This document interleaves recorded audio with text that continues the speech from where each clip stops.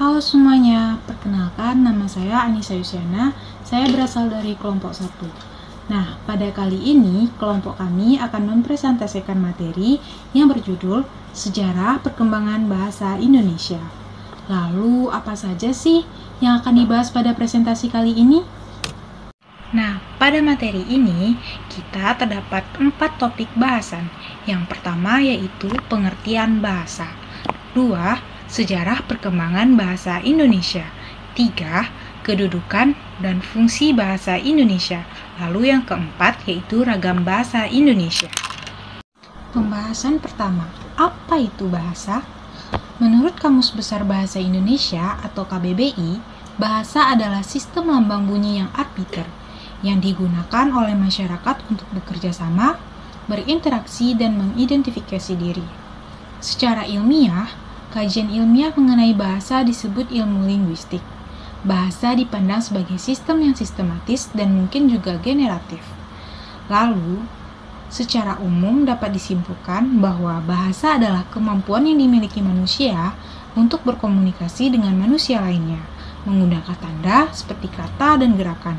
Bahasa merupakan alat untuk mengekspresikan diri, alat komunikasi, dan sarana untuk kontrol sosial.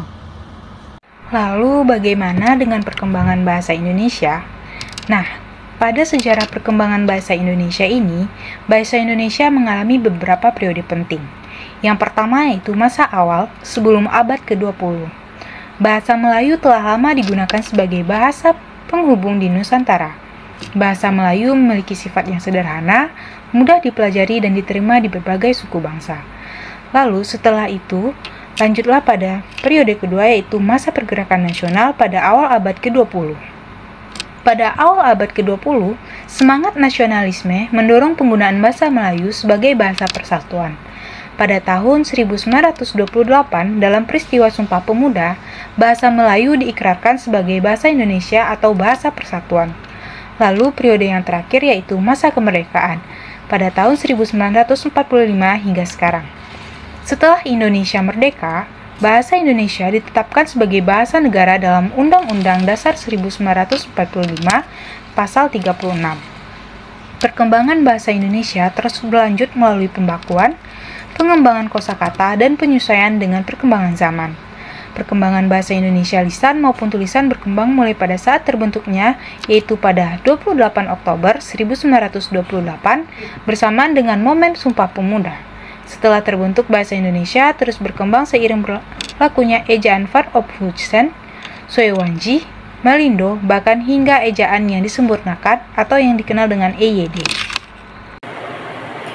Kedudukan dan fungsi bahasa Indonesia. Bahasa Indonesia memiliki kedudukan dan fungsi yang sangat penting, yaitu kedudukan sebagai bahasa nasional. Bahasa Indonesia menjadi identitas dan kebanggaan bangsa. Sebagai bahasa negara, bahasa Indonesia digunakan dalam administrasi negara, pendidikan, dan komunikasi resmi. Fungsinya sebagai alat komunikasi yang mempersatukan bangsa yang beragam suku, bahasa, dan budaya, pengetahuan, teknologi, dan budaya, sebagai alat ekspresi budaya seni. Baiklah, materi yang keempat yaitu ragam bahasa Indonesia. Bahasa Indonesia memiliki berbagai ragam, antara lain ragam lisan dan tulisan. Ragam lisan digunakan dalam percakapan sehari-hari, sedangkan ragam tulisan digunakan dalam tulisan resmi, ilmiah, dan sastra. Selanjutnya, ragam formal dan non-formal. Ragam formal digunakan dalam situasi resmi, sedangkan ragam non-formal digunakan dalam situasi santai. Selanjutnya, ragam daerah atau dialek. Bahasa Indonesia dipengaruhi oleh bahasa daerah, sehingga muncul berbagai macam dialek.